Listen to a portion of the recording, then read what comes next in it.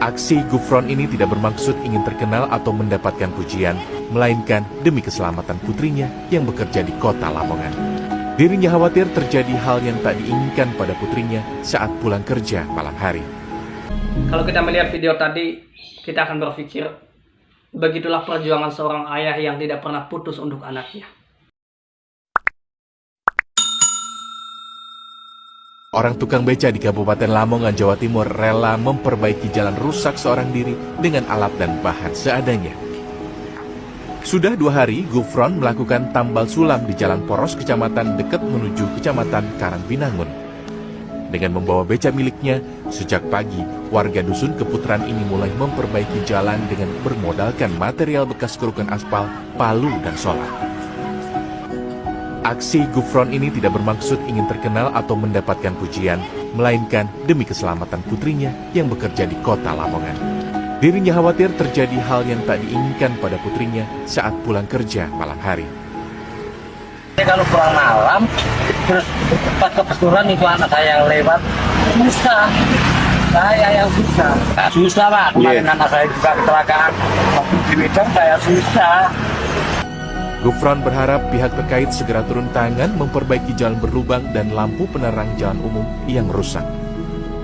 Tim Liputan CNN Indonesia.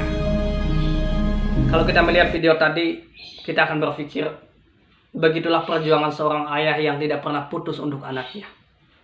Kewajibannya tidak hanya memberinya makan, tidak hanya membesarkan dan mendidiknya hingga dewasa, tetapi juga memastikan keselamatannya adalah bagian daripada tugas seorang ayah.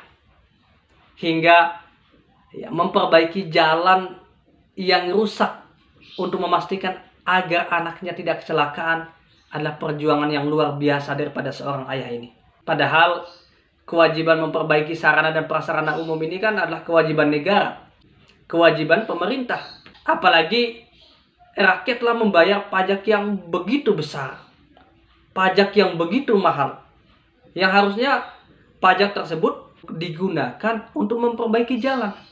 Saya yakin banyak sekali para pejabat atau wakil rakyat yang melewati jalan-jalan yang rusak itu, tetapi mereka cuek, mereka bahkan tidak peduli, mereka menutup mata untuk hal-hal tersebut. Yang mungkin saja mereka menunggu banyak korban terlebih dahulu, baru mereka bergerak dan sadar bahwa sebenarnya jalan yang mereka lewati sedang rusak sekali. Maka di manakah pajak yang telah dibayar oleh rakyat selama ini? Apakah masuk di kantong-kantong pribadi para pejabat? Tentu ini menjadi pertanyaan besar bagi kita semua. Dan ini bukan menjadi rahasia lagi. Ini sudah menjadi hal umum di sebuah negara yang menganut pemerintahan sekuler. Jika ada pelaporan sekalipun, maka prosesnya lama sekali. Menunggu persetujuan berbagai pihak, menunggu anggaran cair. Rakyat sudah sangat capek menunggu ketidakpastian. Adanya aturan yang dibuat oleh pemerintah ini kan harusnya mempermudah urusan publik, bukan malah mempersulit urusan rakyat.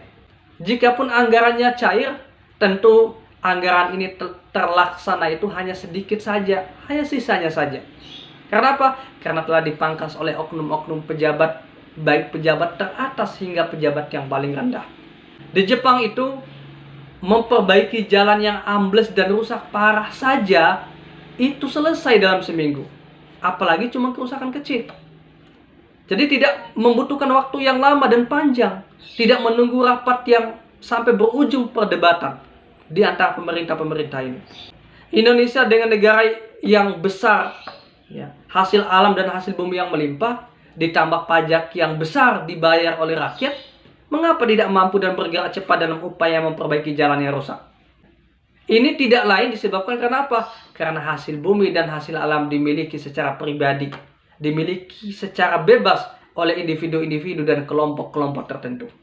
Lantas bagaimana Islam memandang persoalan ini? Islam menjelaskan tentang kepemilikan. Ada kepemilikan pribadi, kepemilikan negara, kepemilikan umum. Hasil alam dan hasil bumi adalah kepemilikan umum yang haram dimiliki secara pribadi oleh individu-individu atau kelompok tertentu.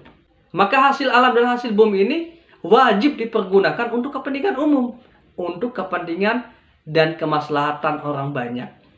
Juga haram menarik pajak dari rakyat. Hasil alam dan hasil bumi tadi ya, harus dikelola oleh negara untuk kepentingan rakyat, termasuk untuk perbaikan jalan, untuk pendidikan, untuk kesejahteraan. Maka di sini jelas sekali Islam memberikan solusi tentang kehidupan.